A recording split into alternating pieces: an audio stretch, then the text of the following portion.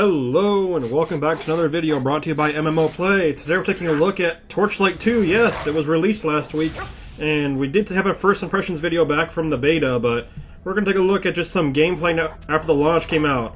You can see right now, you know that I probably tend to favor the mages, so I'm going to go with an Ember Mage. And you can see the other classes. We got the Berserker, we got the Engineer. I might try those out a little later.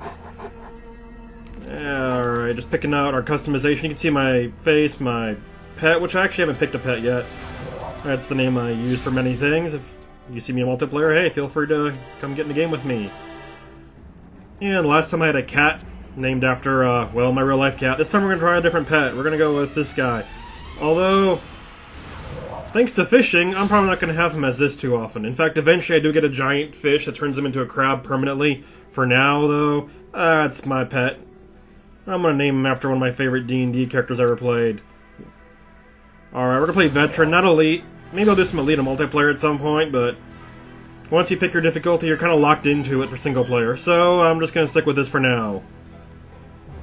And in the first impressions video, which you can go back and find on the website, I did do just the very beginning zone.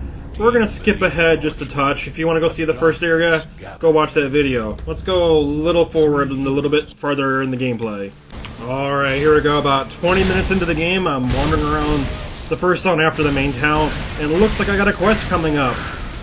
So you can see right now I'm mostly just using my wands for my attacks. Actually, spamming spells at this level, kind of hard. You run out of mana real fast, unless I want to start chugging mana potions like crazy. Oh, I'm choosing not to go into the quest yet. There we go, here it is. This guy right here says you got a little random dungeon, got a quest in there. I can go in, clear it out, and when I'm done, he'll give me a reward. You can see right there the item in red, that's an unidentified item. Probably when I level up, I'll get identified for free, or I can right-click on it and use a potion to identify it right now. You can also see I just put some ember in my weapon just to increase the damage.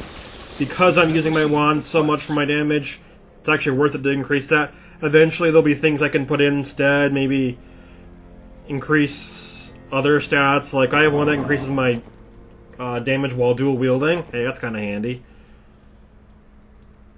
Check my pet. You can see, I'll give him some food. You gotta give him, put it, right click. There we go, he turns into that little guy. A lot of the times it'll give him a buff. Some fish, like goldfish, are intended just to be sold. So here we can see we're in the dungeon. I'm mostly gonna be clicking my main attack, my wand attack. I'm doing a prismatic build, like that. But right now, I just can't afford the mana for it. Eventually, I'll get to the point where I rarely use my wand. In fact, I might even take it off my bar, just because when I click to move, sometimes I'll attack and I won't move. It's a little hard to deal with groups of monsters sometimes. Or if I'm on a high ground and monsters are on the low ground, I try to attack them instead of moving, and that's gotten me in trouble a few times. You can see they do have shields. For shielded monsters, you have to break the shield or shatter it. Some attacks just automatically shatter. I actually have a pet buff that automatically shatters too. And then you can do full damage. Until that, you do way reduced damage. The spec I'm going, I actually don't have any normally. Also, I tend to be a bit of a completionist. I want to see every little scrap of space on the minimap uncovered. You probably don't notice that too often in the first impressions videos, just because usually I'm just trying to wander around and just get a couple of kills in and play the game a little bit. But I'm playing a lot more thoroughly in Torchlight. In fact, I just beat the first difficulty on level 51 right now.